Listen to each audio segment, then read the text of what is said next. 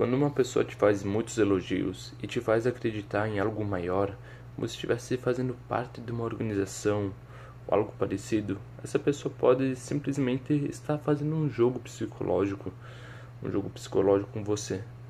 Porque hoje eu assisti uma das séries que já me indicaram há muito tempo, que é pra ser assistida com caneta e papel na mão, que se chama Como se tornar um líder de seita. Inclusive, é muito bom essa série. Tem até na Netflix. Só que assim, a questão seguinte é que essa série é documentado justamente toda a trajetória desses líderes de seita e como que eles conseguiram criar fiéis tão devotos a eles mesmos, fazendo com que essas pessoas acabassem fazendo coisas absurdas somente para agradar, como se ele fosse uma santidade, uma espécie de alguém escolhido.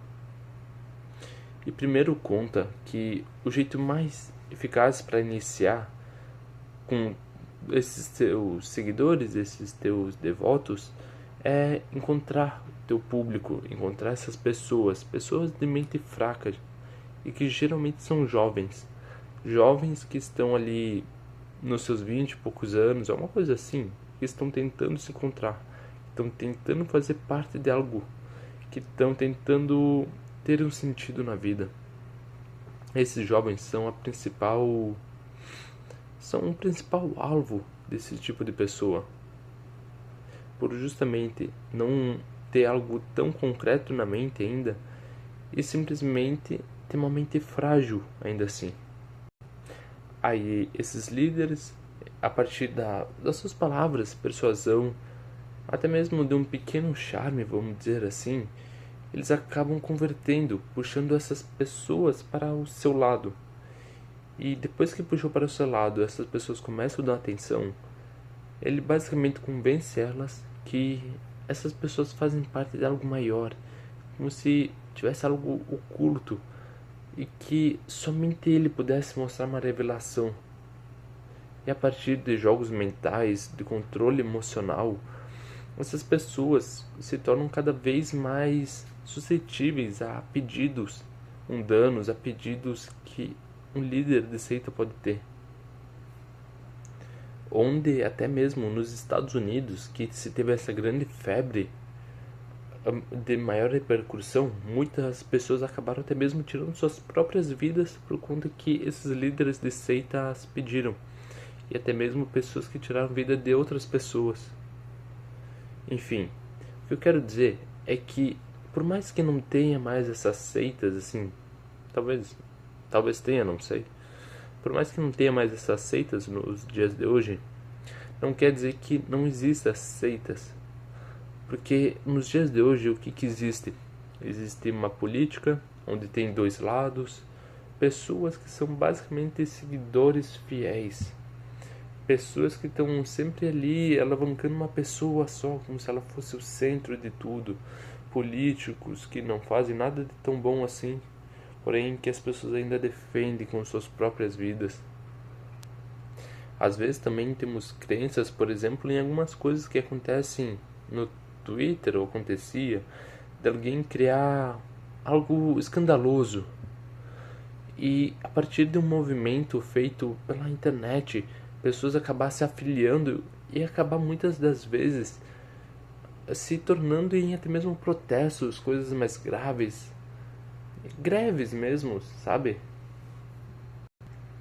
E tudo isso vem do mesmo princípio, da mesma identidade entre os líderes de seita e os dias de hoje, que é literalmente juntar pessoas, juntar seguidores fiéis e fazer acreditá-los naquela sua palavra, naquela sua realidade do que estaria certo. E na questão da política é pegar um símbolo, uma pessoa, e transformá-la como algo mais importante, alguém que precisa ser o mais importante, ser o centro de tudo isso. Que nem vamos citar o exemplo de Hitler, que foi um ditador, um cara absurdo. Ele não foi uma pessoa boa, porém ele conseguiu ter todo o controle de seu país, pessoas que estavam enfurecidas com a situação que estava no país naquela época, acabaram se sucedendo a palavras bonitas e a discursos eufóricos que Hitler tinha. E por conta disso, de uma, não vou dizer nem pequena fagulha de raiva, mas sim uma chama ardente de raiva pela toda a situação que acontecia e tudo que os alemães estavam sendo reprimidos, o povo não gostava e bastou um homem começar a inflamar tudo isso, começar a pôr fogo na lareira, encher os corações daquelas pessoas de esperança, falar tudo aquilo que elas queriam ouvir. Uma pátria mais próspera, vingança, conseguir sua liberdade novamente, e todo aquele discurso eufórico, cheio de vida, sabe? A partir de esses discursos, o cara conseguiu simplesmente transformar uma nação naquilo que ele queria. E aonde símbolos ficaram conhecidos, que não, né? Todo mundo conhece.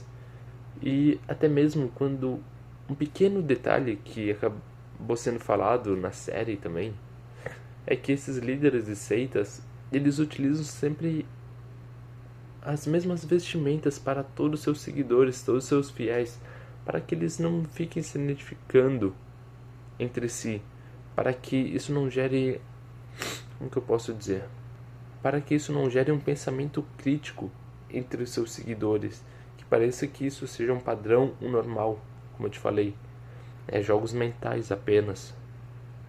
Mas como eu também te falei, ainda existem coisas que estão sendo utilizadas no dia de hoje. Coisas que vêm acontecendo, querendo ou não. E a forma mais, de escapar disso tudo é só não ser burro, sabe? É conseguir pensar um pouco, ter um pouco de análise crítica e é não aceitar um lado, simplesmente porque alguém falou, direita é melhor, esquerda é melhor, faz o L, faz o 13, tanto faz.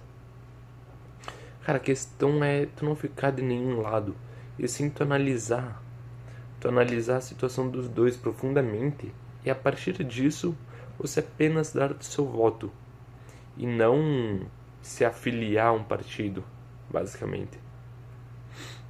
Porque hoje em dia o que acontece é que são pessoas já assim cheias de raiva com tudo que está acontecendo, e cada vez elas fazem mais protestos, elas querem ficar defendendo um lado sempre, que nem tem um meme de faz o L, isso é literalmente querendo insultar as pessoas que